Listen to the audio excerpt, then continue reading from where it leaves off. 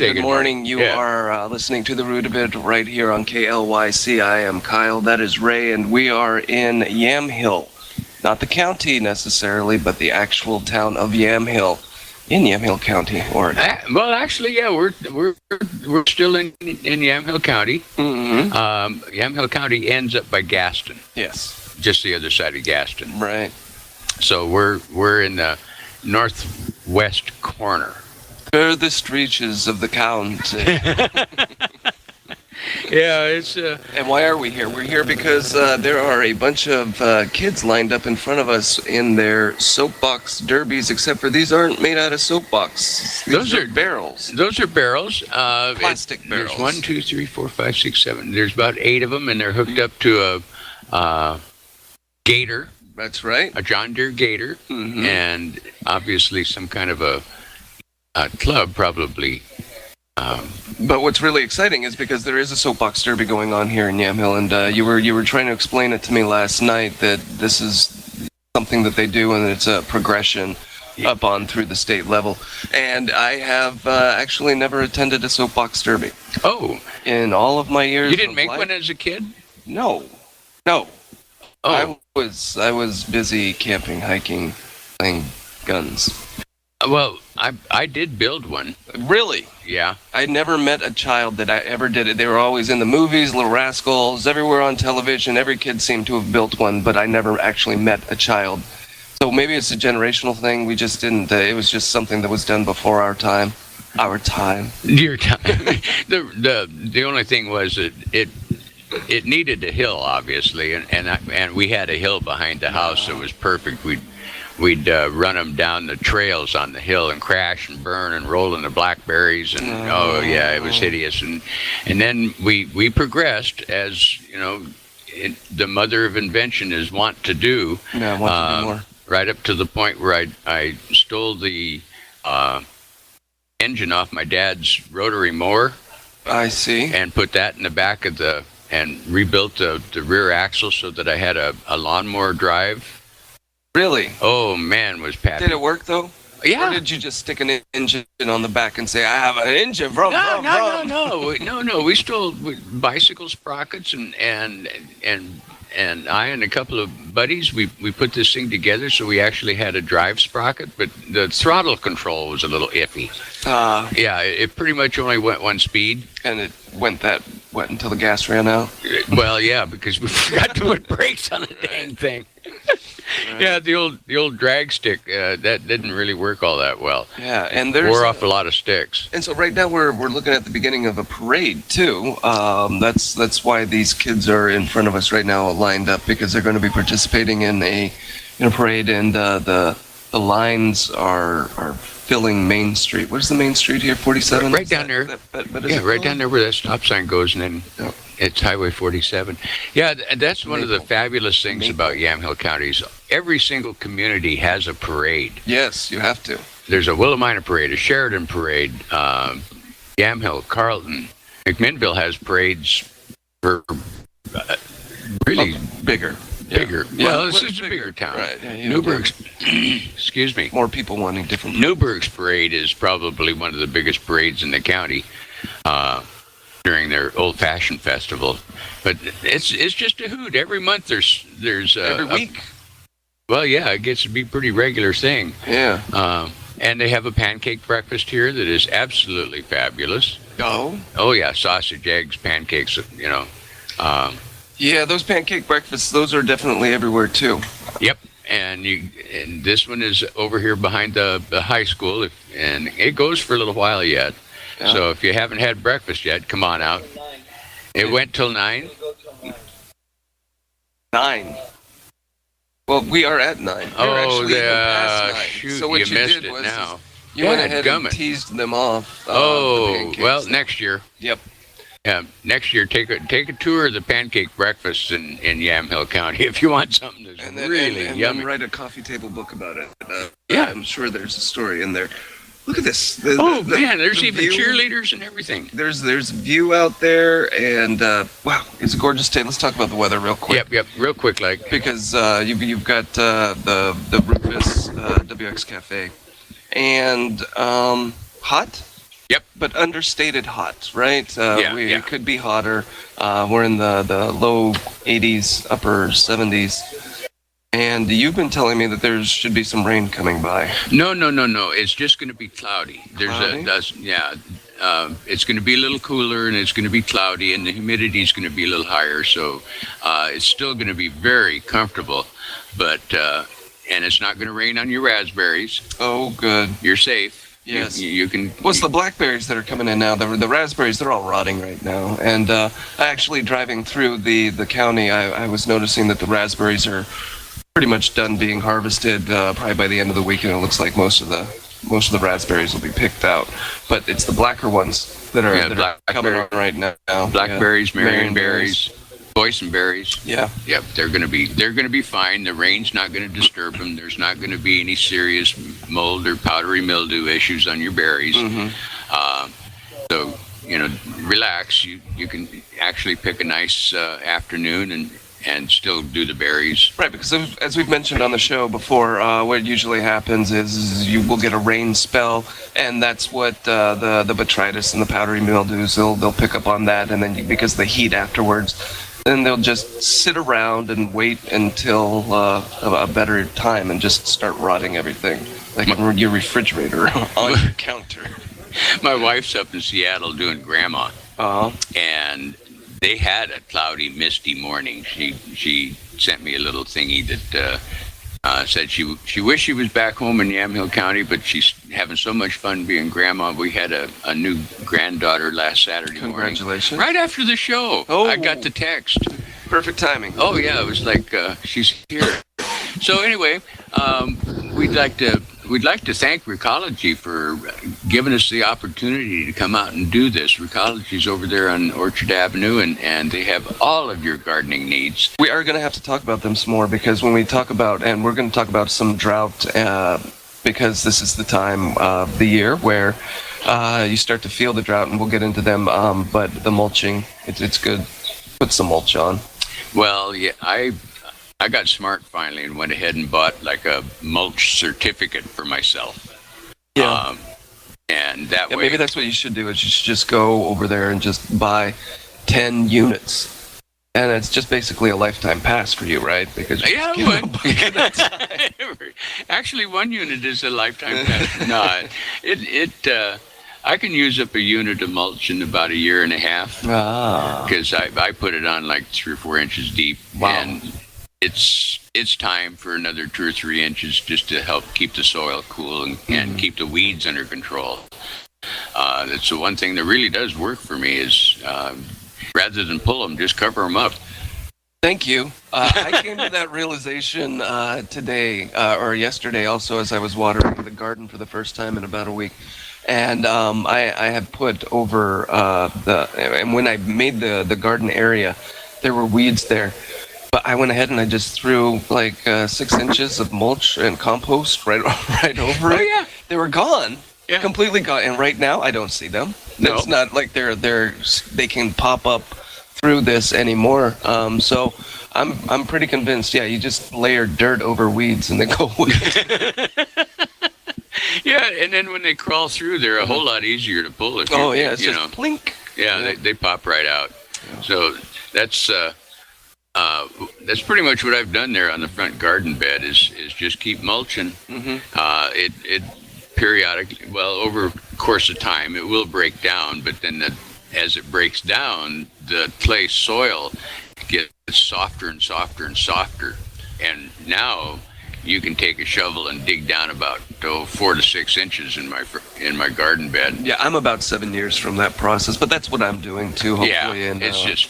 I just did. It'll take a while. I try and do the science in my head of how this is happening, because you were in the garden. Yeah. It's on the slope there, so every bit of compost, bark dust, anything that I add to it, it's sliding down the hill slowly. And all I want is that dirt underneath to be really just perfect. And right now it's just clay. Well, you could just mulch the top half. Just let it slide. Let the chickens scratch it down. They're gonna do it anyway. Oh my gosh. Yeah, let the chickens spread it. Oh, the chickens. Yes, living on a farm and seeing the circle of life. my daughter came home and found a chicken that the leg, one of its legs it was gone. It was on there, but it really should not have been on there because it was moving all over the place. So, so yeah, we will be eating that chicken soon. Yeah, you'll be in the crock pot pretty soon. So it's not just all gardens, and there are chickens there too. But that one, which they had taken to roosting in my grapevines, and that was something that was completely unexpected. I never expected to have chickens roosting in the grapevines. Now, I don't know if it's a real trend, but as Lollipop and I go walking around the neighborhoods, I've noticed that there are more and more chicken coops in town. Yeah, it is a trend, isn't that? It's for sure. And yeah, when we first bought the farm, I thought it's still a funny saying. When we first. Yeah, you bought the farm, babe. Right. You've got to immediately buy chickens and among other things. But as I've come to realize, it's just as easy to go and get your chickens as it is to have them. It's nice to have them around because buck, and they eat crud. Right, exactly. Eat bugs. And these ones are completely free ranging, and they are taking advantage of it, and that's nice and all. But if you have to take care of the animals, I'm more of a gardener. Yeah. I like to take care of the plants, which can be neglected for days or weeks on end. But the animals, I don't know. Yeah. I'm slowly incorporating them into my gardening though, because I'm reading a book, Backyard Chicken Garden, something like that. but to be able to have the plants that are the chickens tolerate and won't eat. They did devour my beets and my corn that I just transplanted into the garden.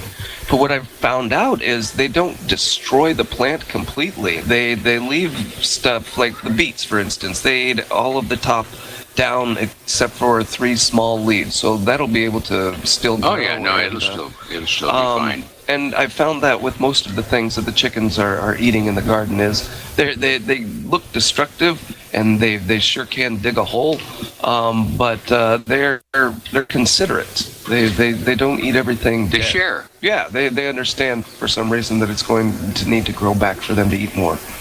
Huh.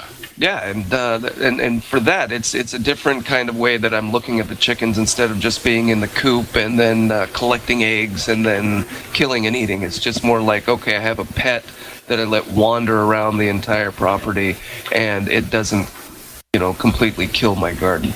Well, I don't know the exact formula. You can have like 1 chicken per 2,000 square feet of yard space or lot space or something like that. There's a limit to the number of chickens you can have. And of course, if you have a rooster that crows, then you're going to have to negotiate with the neighbors so that he doesn't mysteriously disappear in dark of night. Yeah. That was a sound that I never really minded, is the rooster crowing. It's only 2 or 3 times a day. Yeah, they don't. It's just they to don't say crow I'm here. all day. And then if you sit back and listen, they're actually talking to the other roosters that are in the area.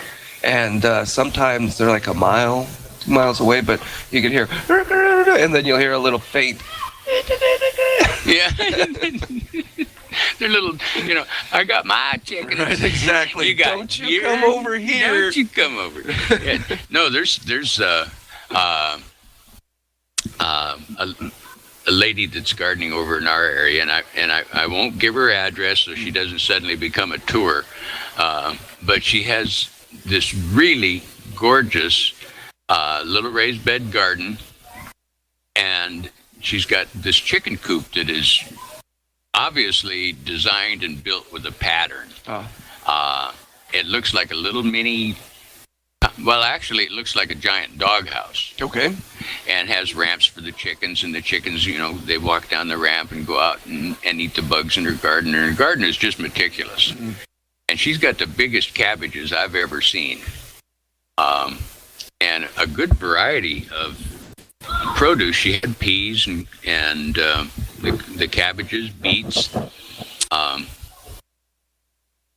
leafy crops earlier this spring, and the chickens just wander around. She's got a probably about a 6-foot fence. I think that's to keep the deer out, though, rather than keep the chickens in. I had seriously considered putting in the fence, not just for the deer, but for the chickens, because it gets frustrating to see these peck marks and until I accepted it, until I just said, this is going to happen. And then trying to figure out how I can work around that and what they're actually going after and how to avoid that. And, I went and I picked up these plastic anti-bird things. They're like spikes, rows of little spikes. And I strategically put those in areas of the garden that they were scratching at and I didn't want them to. And then there's also the chicken wire. I put that down on the ground because they don't like to scratch that either. Nope. So it's just learning to deal with them because they are kind of a nice addition. You've become one with the chicken. Right. And it's really weird that I have become one with the chicken because they're really annoying. And, I've gone from shooing them away and to saying, hey, come into my garden. How many eggs a week do you get from the chickens? I wouldn't even know anymore.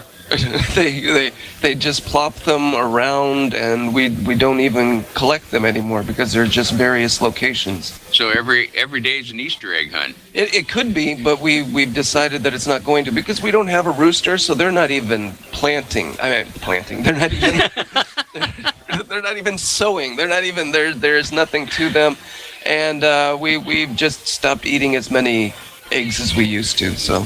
But anyway, we need to take a little break, and this is Ray and Kyle with To the Root of It, coming to you from beautiful downtown Yamhill today. It's getting beautiful. Oh man, the parade's look, there's a row of cars too. Oh yeah, everything's getting set up. It's getting warm in the Yam van, and the cheerleaders are dressed in orange and brown.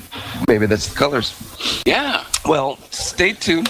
Yeah, orange is a good color. Stay tuned. We're going to take a quick break. You're listening to The Root of It right here on KLYC. Need a little help selling your vehicle or want to spiff it up a bit? Put the shine back in your ride. Let Jim at J&J Auto Detailing and Park and Sell help you out. J&J Auto Detailing, 1500 Southwest Baker Street, across from the Tesoro gas station. What are you saving for? It's a good question. Because big dreams are financed by smart savings. And there's no better time to start saving than when you're young. That is why First Federal waives all service fees and minimum balance requirements for account holders under 18. So skip or run to First Federal because your big dreams of tomorrow really do start with saving today. Your friends at First Federal are ready to help you invest in your tomorrows. First Federal, we're here for you. AM 1260 KLYC, and it's high time we went to Harvest Fresh and checked in with Bob in the produce section, also checking in the meat section. If you're looking for good food, good prices, and great people to deal with, you can't beat Harvest Fresh. Let's talk to Bob and see what's going on. Bob, how you doing? Hey, good morning, Dave. How are you doing today? I'm doing good. I am really hungry, Bob. Are you hungry, but are you hot? Well, right now I'm hot, but I'm more hungry than hot. Hey, we got some great items this week. Actually, we got a couple unique items that are kind of like a favorite when they do come out. We got fresh, local, growing okra at $4.99 a pound, and that's typically a southern type of an item. But we have a local farm that grows it, and we just got a shipment in today, and it looks absolutely outstanding. And it's a great price at $4.99 a pound. We also have first of the season local bicolor sweet corn, 4 for $3.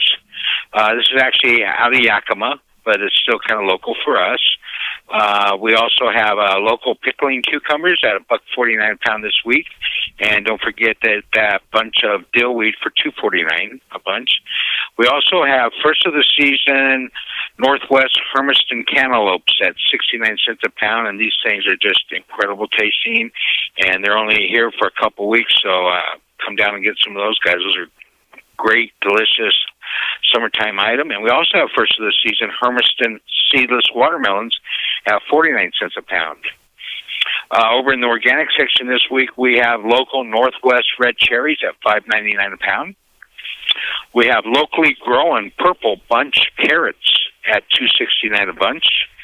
And then we have those great tasting Oregon Star seedless tomatoes. These are grown out of Gaston from a farm called Flamingo Ridge, at $2.99 a pound. I mean, I know everybody's got tomatoes grown, but they're not ready. So if you really want a great tasting tomato for a great tasting BLT, come on down and try those Oregon Star seedless tomatoes at $2.99 a pound. Yeah, they're fantastic. And then we have organic Northwest cantaloupe at 99 cents a pound. Over in the meat department this week, we have boneless, skinless chicken breasts at $6.99 a pound. And we have wild caught, first of the season coho salmon at $10.99 a pound. And to finish up the meat ad this week, great barbecue item, we have Carlton Farms baby back rib ends at $3.99 a pound. That's a real good bargain. You're saving $2 a pound on that deal. And that's going to do it for this week, Dave. Boy, you're talking something that really gets my hunger pains going. Watermelon and BLT sandwich. On a hot summer day, that just fits the bill. Yeah, absolutely. And also, don't forget the deli salads. We make all of our own deli salads, fresh, made every day. So that'll really top off that BLT and some watermelon. As we've taken the YC Cruiser out and about in the county, we've run into a lot of customers that use Harvest Fresh, and what they like is the quality, and they really like the service. You guys do a great job there. We definitely try hard. Customers mean everything to us, and customer service is definitely most important. And, if a new customer comes into the store that might be on the radio right now and are looking for something that we don't carry, please look me up. My name's Bob, and we will do everything in our power to get that item for you. They're there to please. They're there to give you some healthy, good food at good prices. It's Harvest Fresh, 3rd Street, downtown McMinnville. Tell them you heard about it on KLYC. Hey, have a great day.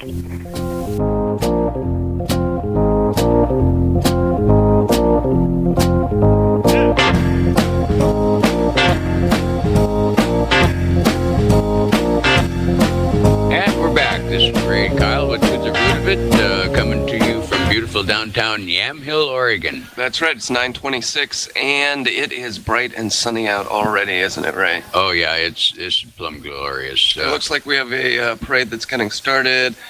And yes, it's within the past 10 minutes. It's quadrupled in size. So the parade starts at 10. You can see everybody gathering in right now. I'm looking at the forecast just briefly. Partly cloudy today. It's currently 70, feels like 90. And the high today is going to be 88 degrees. So that is your weather. Now, what are you going to do with the day? Maybe you're going to spend a little bit of it in the garden, Ray. I am going to do just a little bit. I've got to go out and break up the soil a little bit around some of the things and get the mulch raked back to the top. It's starting to settle because I've been watering a lot, and so it's starting to settle down and kind of.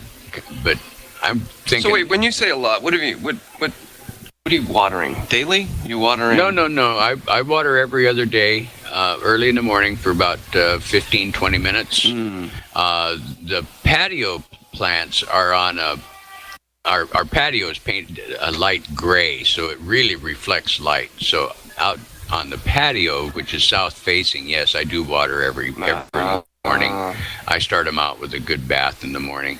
And by 4 or 5 o'clock in the evening, it's just starting to get to the point where the top of the soil is kind of gray and dry, but down about an inch, there's still brown moisture. So I don't water at night. I do all my watering in the morning. So I went to Southern California last week, and because we had to do the big Disneyland thing. Yep, and it's got to do when you got kids. So we went there, and they are really drought restrictive down in that part of the country right now, and understandably so. They have zero water, and so they've taken to even Twitter shaming your neighbor if you're watering your lawn when you're not supposed to be. You go and you take a picture, #water shame or something like that. Yeah. And so it's getting really bad down there. But it's even so much that in Disneyland itself, it's noticeable that they aren't watering their plants the way they usually do. I did the finger test, like trying to stick my finger into the soil. It is very hard, and they're the water level down into the soil that they have in planters, and they're potted plants. It's not even recognizable. Their water features, like the reservoirs and the waters that they have in there, were considerably less. You can actually see the the water fountain displays, those steel things sticking up, because really it looked like it was about 2 feet lower than it should. Those lakes were, but very restrictive. And so when we talk about drought tolerant plants and their necessity, there are definitely parts of the country where it's needed, and even if you're in this part, this is the time of year where I really think of it, because I don't like to water a lot, and even if every other day is a lot. That's why these drought tolerant plants are really good for me. But even then, I'm killing them. Like rosemary, that's a good one, but I can kill that very, very quickly and make it into this little tinder of a pine tree. Oh. But what do you think? Does this make you think of your drought-tolerant plants? Which ones do you have? Well, I converted over to drought-tolerant and native plants some time ago. Mm. The last house I landscaped, I used probably 90% Oregon native plants. And they are pretty much designed by nature to put up with whatever comes. Whatever water comes, they do fine. This time, where I have a much smaller garden area, I went with primarily drought-tolerant plants, coreopsis and calendulas. I do have some dahlias out there, which are the one thing that I do water just because I like to have some color. I'm really good at killing my dahlias. Every 4 days, they're like drooping, and then I water them. They're like, hey! Yeah. They respond really well. Yeah. I have echinacea. I have some roses. Your echinacea is incredible. That's great to see how high and tall it is, but the cones are like beautiful. The petals are drooping perfectly right now. Yep. They look really well. great. It's time to trim it off and let new bud come. Yeah. And that's one thing I may do today, is just go out and whack all them off and let it restart. It needs a haircut now and then. On the front side of the house, I have lavenders, petunias when the deer leave them alone. That's where I have the tomatillos, and they are actually native of southern areas. So How are your tomatillos doing? they're about 4 foot tall, about 3 foot wide. Wow. They're huge. Yeah. And there's literally hundreds of blossoms on them. Just the blossoms, though. Oh no, they're starting to make the little fruits. Oh. I got little fruits about maybe half an inch long. The cross-pollination work? The cross pollination worked. Apparently a tomatillo by itself is lonesome. Yes. It doesn't breed well. No. So I learned that lesson. Like most of us, we do not breed well alone. Yeah, that one last summer, that was tragic, because that sucker was just gigantic. By the time I pulled it up and threw it away, it was close to 8 foot across and about 5 feet tall. It was big and had hundreds and hundreds of cute little lanterns that had no fruit in it. Yeah, those little paper mache things. They were cute. You could have dried them and they would have been fine for decor, but absolutely useless for salsa, which was supposed to be the whole point of it. But I'm going to get tomatillos, and I'm going to get many. I'll be sharing with the neighbors. I'll take some. Yeah. We'll see how that works out. But other drought tolerant plants. Did you realize that it weakens your plants for their winter ability? It also decreases the ability for cell enlargement, and that's why you get these smaller, stunted plants after a drought. So it's a fine line to walk between drought and watering. I wish I could get to the point where I had a garden I didn't have to water it at all. And it looked beautiful. It had all of the different colors in the rainbow. but I don't think you can get to that point. I militantly brought over my hostas, starts with my hostas from the old house, because I have 5 different varieties of hostas. And I put them along the walkway in the front. But what I didn't calculate for was that they get direct sunlight from 11 o'clock in the morning until 1 o'clock in the afternoon. It's pretty hot. Hostas don't buy off on that for squat. Yeah. So the big one, and it gets really brown leaves really quick. But I also discovered that underneath the brown leaves is a whole new crop of beautiful green and white trimmed and yellow trimmed, and I've got yellow with green trim, I've got green with yellow trim, I've got purple leafed, I've got the green leaf with the white stripe, and I've got like an elephant ear green leaf. Nice. And if I go ahead and just sacrifice the first layer, the first ones that come up in the spring, they're gonna go. They're gonna burn. That's just the way it is. I ain't moving the freaking hosta. This fall, I'm gonna dig up and cut them down by about 2/3, and find somebody to share them with. No. You want some hosta? No. They grow great in the shade. I have zero shade. Ah, man. I'll be running around the neighborhood with a bucket of hosta bulb. Yeah, my hens and chicks, they're getting burned in the sun right now. I didn't realize that they needed a little bit of shade, just a little bit. But it's something that you learn, that some plants, they do not like full sun. Well, that's the fun of gardening is yeah, you can screw it up, and if it goes completely south on you, you can just pull it up. Yep. Yeah, you don't have to save every one of them.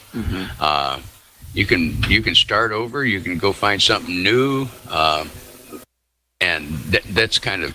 I used to just garden out of the 50% off aisle. You still do. Yeah, but that was back when I was really a dangerous gardener. I was a totally socially unacceptable gardener. Heavy chemicals and bug killers were my forte. So you mentioned that you're going to be trimming the hostas, but also this is the time to deadhead the flowers, the spring blooms. And the reason that you do that is because if they're still on the plant, then the plant is still sending energy to them, which means that they're using the water that it could be spending on other cells in the body, in the plant. Well, a lot of your drought tolerant plants, if you go ahead and trim off the first batch of flowers before they go to seed, they'll rebloom. You'll get a whole nother set of blossoms in 4 to 6 weeks. Because that plant is determined to produce seeds. It's going to make seeds one way or the other, and as long as that's the purpose of deadheading, is to keep your plant from going to seed. Because once it goes to seed, it's done. And if you roses, that was a good time to do that too. Once their first bloom was spent. I haven't gotten out to the greenhouse, the Master Gardener greenhouse yet, but it's about the time that they were cut a few weeks ago usually, and then by the time the fair rolls around, the county fair rolls around, they're going to be beautiful, plopping, really nice. Well, they've expanded the rose garden over there by about another third. Yeah.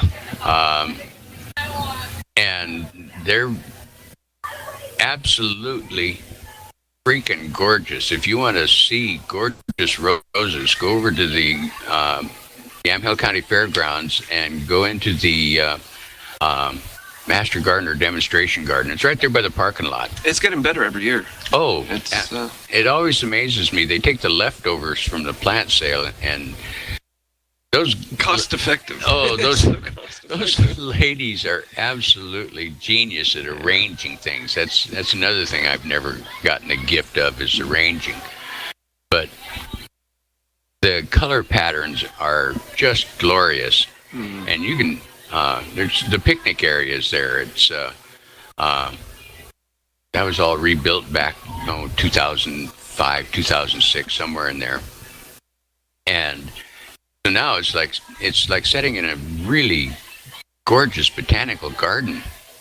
A fun thing to see, but by fair time, those roses are going to be absolutely fabulous. Yes, and I don't know about you, I'm neglecting watering my roses. That's that was a thought that came up with that too. And roses are really drought tolerant to Yeah, a certain they're extent, too. very forgiving. Yeah.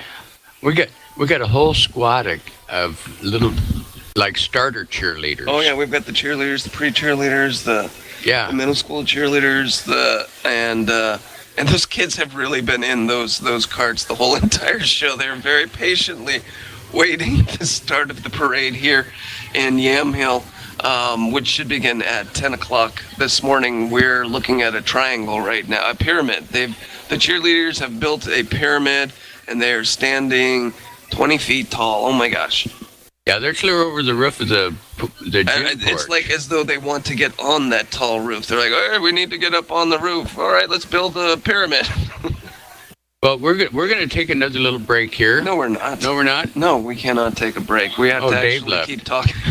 Exactly. Okay, never mind. Sorry, FCC. You have to run the breaks through Dave before you announce them. Yeah. So we've got the drought going there. I brought in a little bit that we touch on every once in a while, which is the wilt. You've got the bacteria wilt, and then you've got the verticillium wilt, and basically, for me, it looks like kind of like an overwater, dry stress kind of thing that goes on, and that's kind of the environment that helps these wilts propagate. And basically, what you have with the verticillium wilt, it's a disease caused by fungus, and the symptoms include the stunting, chlorosis or yellowing of the leaves, and necrosis and tissue death. So when you see these yellowing leaves, usually it's an indication of probably overwatering. That's when I usually find these things. And once you see this necrosis, that's one of my favorite words from it's plants. That means dead. Yeah. It's exhibiting signs of being Necrotic. dead. Right? It's exhibiting signs of dead. Yeah, not neurotic, and- necrotic. And they're distinctive. Once you see this shade of yellow, you know that leaf is gone. It has It's expired. toast. You might as well just It remove really is toast. Right, you can't, and they will. They will then turn brown, and everything has been sucked out of it. But this is the time that also the bacterial wilt is something to look out for. Also, these things are going to be signs of heat stress and overwatering and bouncing back and forth. Well, one thing you can not do Yeah. when it is hot like this, and we need to mention this is not the time to fertilize your lawn or your plants, It is not. because that stimulates the plants, stimulates the grass, which is what you want to do with fertilizer. So you're keeping that moisture in, but you're also giving it nutrients to grow even bigger and even larger and Need more water. Yes, it's going to have to retain more water for this. So this is the worst time of the year. This next month, this next 6 weeks, and we're going to say throw some mulch on it, do whatever to protect that soil. Because protecting the soil and those root hairs that are at the top layer of the soil, that's what you want to protect. And if that's the way that you've got to go about it, then you go ahead and you do it. But just expect you're going to have a lot more plant growth. And in all the books and magazines, the education websites, this is the time to not do that. I use a rule of thumb, and it's not scientifically proven, but my plants, show that This is not science by Rick. this is not a recipe from Oregon State University, but Right. a 5-gallon bucket of mulch per plant, Oh, and that's why. I go running over to Recology. That's why I bought myself a gift certificate to Recology. yeah. And that is the happiest thing you can do for your plants at this time of the year is to insulate them. Yes. Don't fertilize, because that'll be new shoots coming out, and then new shoots are particularly tender, particularly susceptible to the sunlight. Yep. They'll burn before you can get to the hose. And these plants that we're talking about, they're the ornamental kind, like a tomato. You might be needing to put that potassium and those other kinds of fertilizers. There are certain plants where this is okay time to be fertilizing them, but for those ornamental, those shrubs, you don't want them to be growing right now. So why don't we take a break? Because Okay. we can. And Yeah, we have Dave back. Dave's here. Dave the Brake Man. Yeah, this is Ray and Kyle with To the Root of It on Saturday morning from Yam Hill Derby Days. Join Davison Auto We're gonna Parts take a in little honoring our fallen heroes. Through the end of July, check out the specially marked tool specials. A portion of all sales of the Intrepid Fallen Heroes tools goes to the Fallen Heroes Fund. A 4-drawer tool cart for only $2.99. A Carlisle screwdriver set for $49.99. Or how about a half-inch impact gun for only $1.99? Remember, a portion of all the sales of the Intrepid Fallen Heroes tools goes to the Fallen Heroes Fund. Remember those who have fallen, and stock up your toolbox now with Intrepid Fallen Heroes tools. From Davison Auto Parts in McMinnville, Carlton, Sheridan, Monmouth, Woodburn, Staten, and Mahama. Napa Know-How and Davison Auto Parts. You can't miss. Golden Valley Brewery and Restaurant has just released their new summer menu. Come in and check out great new items like organic arugula and house-smoked Northwest salmon salad, the classic Cubano sandwich with Carlton Farms pulled pork, or the old-fashioned roast chicken and the best fish and chips in town. Hey, don't forget that they serve the finest all-natural Angus beef in town, raised on the family farm and dry-aged for 21 days. Their steaks and burgers are the best you can get in the Pacific Northwest. Fresh produce is starting to arrive from their garden on the ranch, so check out some of the great vegetarian and gluten-free entrees on their new menu. Golden Valley provides you handcrafted beers, food, and wines from the great Willamette Valley since 1993. Open 7 days a week, 11 a.m. to 10 p.m., 4th and Johnson, downtown McMinnville. Golden Valley Brewery and Restaurant. What are you saving for? It's a good question, because big dreams are financed by smart savings, and there's no better time to start saving than when you're young. That is why First Federal waives all service fees and minimum balance requirements for account holders under 18. So skip or run to First Federal, because your big dreams of tomorrow really do start with saving today. Your friends at First Federal are ready to help you invest in your tomorrows. First Federal, we're here for you.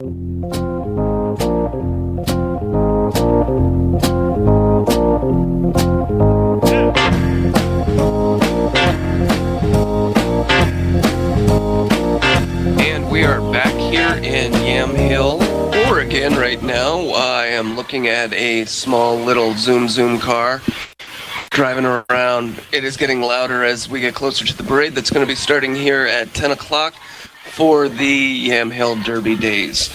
And what do you think, Ray? When we set up shop here, it was much different and much cooler. Also, very hot. Very hot. It's getting warm here in the Yam van. Yes. I can only say, yes. I see they have a purpose for the Yamhill County police car. It's being used as a jump starter to get the gator going. Gotta do it. Oh, that is incredible. That's so true. They are using the police vehicle to start the John Deere Gator. One of the more reliable tractors. Oh, I joke, but yes, I mean, oh my gosh, the cheerleaders are pumping themselves up. They're pumping the parade participants up. It's getting really noticeable. Yeah, we have competing yell teams between the middle school cheerleaders and the Salvation Army recruits. Yeah. They're yelling cheers back and forth at each other. Yeah, how do you think that they feel about the verticillium wilt? Let's get them yelling about that and heat stress. No, why don't we talk about real quick because we are Master Gardeners of the Oregon State University Extension Service, and so we work out of the Yamhill County Extension Office located in McMinnville on Lafayette Avenue, and we are here to answer questions, to provide education for people in their gardens, and as an extension of farming. One of the things on the website, which is extension.oregonstate.edu, is that they ask an expert, and each week we draw some questions from these.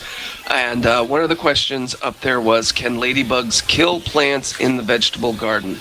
And as menacing as ladybugs do look and appear, they don't seem to actually harm the plants themselves. The response that we have from Steve Rehnquist, who is a horticultural extension specialist at the OSU Douglas County office, says ladybugs do not eat plant material. I've seen ladybugs congregate in big numbers on plants infested with aphids. The aphid feeding can kill plants, and the ladybugs congregate to eat the aphids. When the aphids or other pests are dead, some of the ladybug beetles may be the only insects still on the plant. So it may look like the ladybugs are causing the damage to the plants, but they don't even eat a plant. They're not built to digest that. They have no interest in plant material other than it's what their food resides on. They like sucking those juicy aphids dry. Yeah, that's just one of the little miracles of nature, is that if you do work with a balanced gardening program, you should have good bugs. Yes. Do not kill these. There was an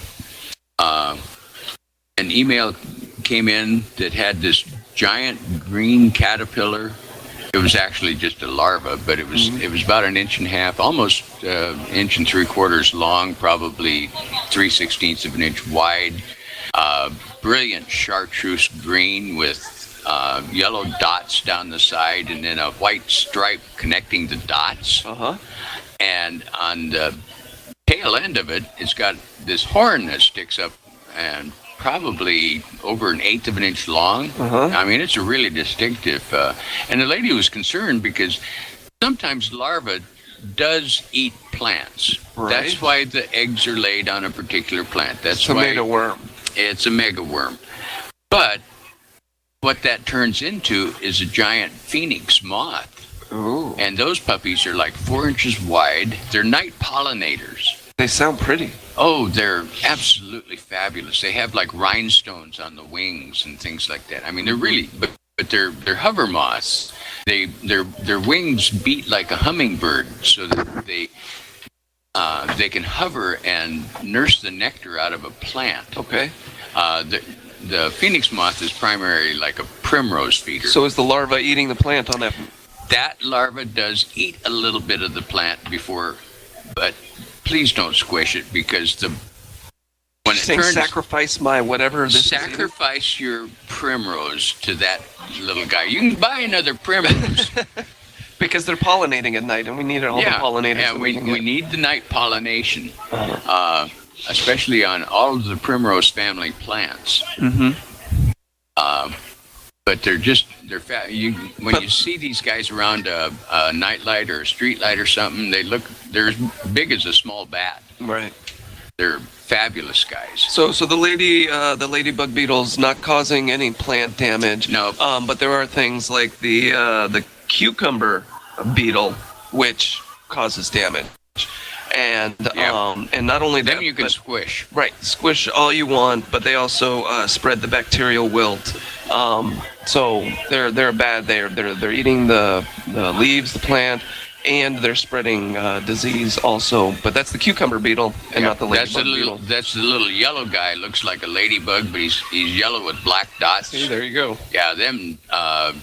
If you're really squeamish, put on plastic gloves, but Get it done. Have your way with them suckers. Smash them, crash them, throw them on the floor, whatever. Yep. Okay. So then, also on the Ask an Expert website, which is available at extension.oregonstate.edu. From Multnomah County, the question comes: will my Earth Machine composter work better if it's placed in a sunny part of my yard?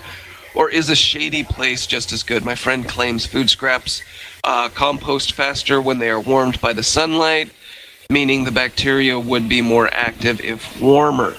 And so the answer comes from Linda Brewer. She's a senior facility research assistant and horticulture down at the Extension office. And here's the fact: for each 10 degrees Celsius increase in temperature, the rate of biological reaction doubles. So an increase, right? So an increase in 10 degrees Celsius is about 18 degrees Fahrenheit. So every 18 degrees Fahrenheit, the temperature inside that compost goes. The bacterial work and activity is doubling. So it's going to continue to get better and better the hotter and hotter it gets. But that's air temperature, not necessarily sun temperature. Right. That is, well, it's dirt temperature, right? That's Yeah, you're actually focusing on the material in the composter. right. That's not, yeah, you're right. That's not how hot the air is. So but it's a hot piece of mass. Yeah. Linda Brewer goes on to say, however, solar heat is not necessary for a well-managed compost pile to reach optimal temperature.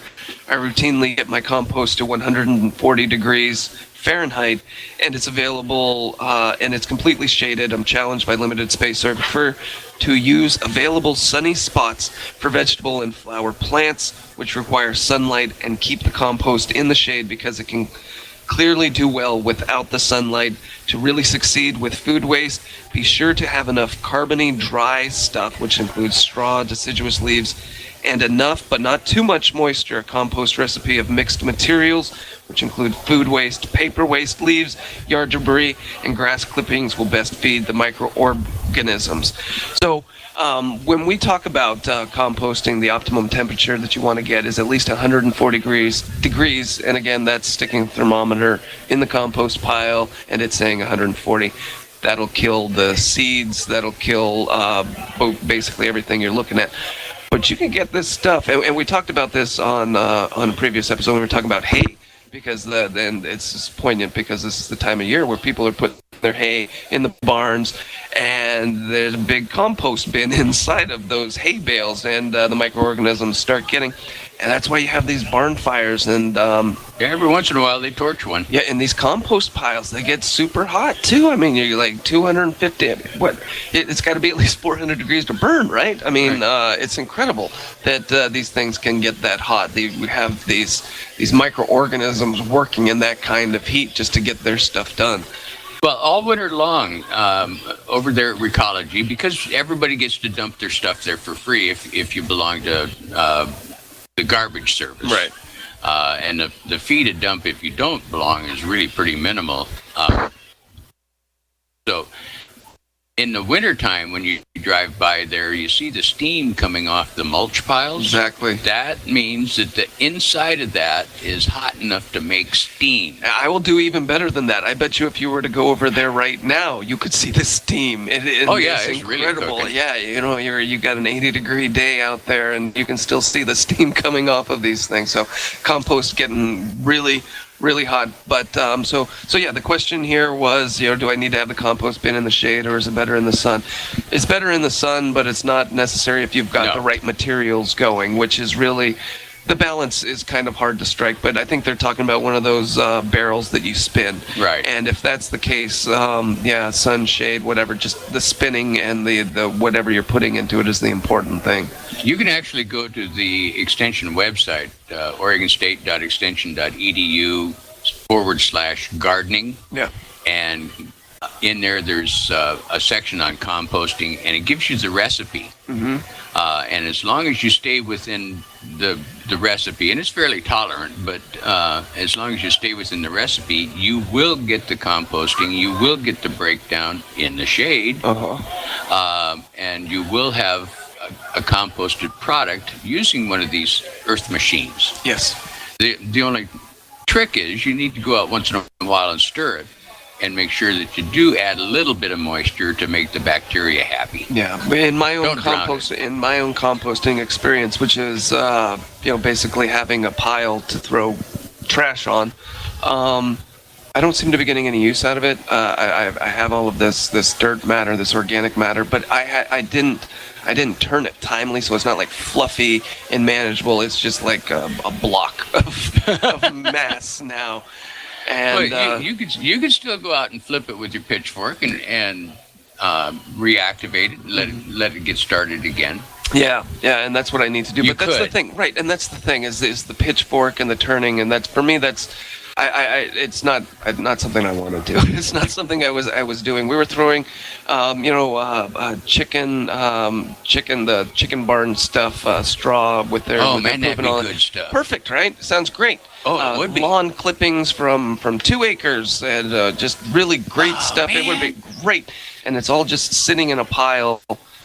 And it wasn't activated properly because it wasn't watered and wasn't turned and wasn't taken care of. But after about 3 years, it's pretty much broken down. See, I cheat. Yeah, I really do. you go buy it from Recology. Well, I bought one of those damaged garbage cans Yeah. that the machine couldn't pick up anymore, and I've had this sucker for probably 12 years now. Uh-huh. I paid like $5 for it, and everything I trim off, the hosta leaves, the dead stuff, the stuff that I over fertilized and it died, I throw all of that in this barrel, and in the barrel in the garage, when you get to the point where you can start to smell it biodegrading in the barrel, Yeah. it's time to take it to Recology. Oh, nice. So I just throw the whole barrel in the back of the truck, go over, open up the lid on the barrel, dump it on the ground, drive away, and then I go back and I buy myself a gift certificate to Recology. The circle of mulch. The circle of mulch in Yamhill County involves Ray's pickup truck and a garbage can and Recology. Oh, that is incredible. Yeah. And then the stuff I get back is sterile. There's no seeds in it. Everything's been cooked out of it.